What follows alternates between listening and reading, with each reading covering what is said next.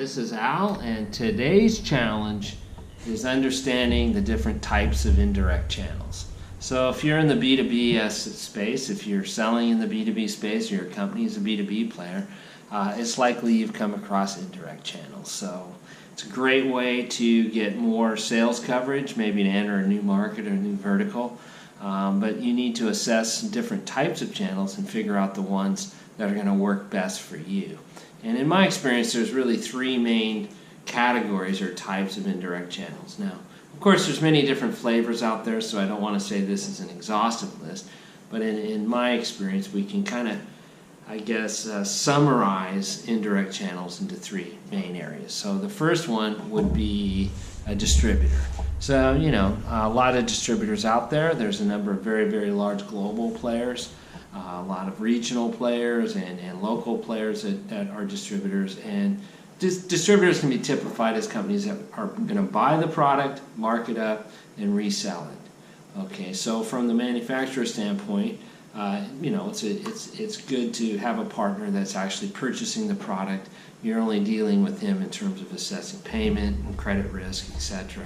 And then that partner will sell that on to the end customer. And in most cases, add a number of very important value-added services. So typically very strong local presence, so they'll be in the local markets offering a lot of local expertise.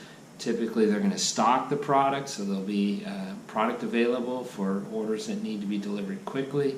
And third, they're going to offer, in most cases, financing capability, so they can offer payment terms, you know, 30, 60, 90-day payment terms to the end customer.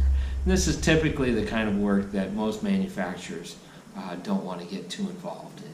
So anyway, that's one option. A second type of indirect channel that I've seen is what I'll call the value-added reseller, or the VAR. Now they do offer a lot of the same types of things that a distributor might.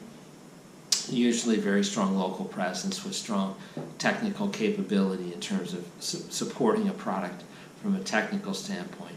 But in most cases they don't do much of the stocking, nor will they do payment terms necessarily. But they do provide a buy-sell relationship with some of those distributor services. And then the third type is what I call the agent, and that's really just a deal maker.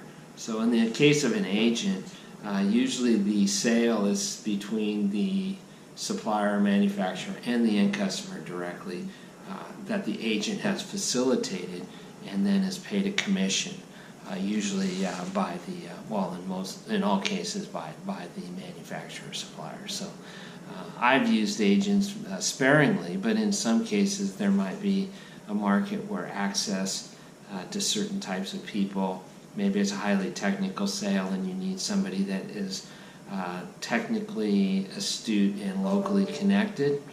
So these would be situations where an agent might be of use. So anyway, those are the types that I've typically dealt with. I'm kind of curious to see if you have comments on other types of indirect channels that you've used. That would be great if you would comment. Let me know your thoughts on that. And of course, good luck with your selling.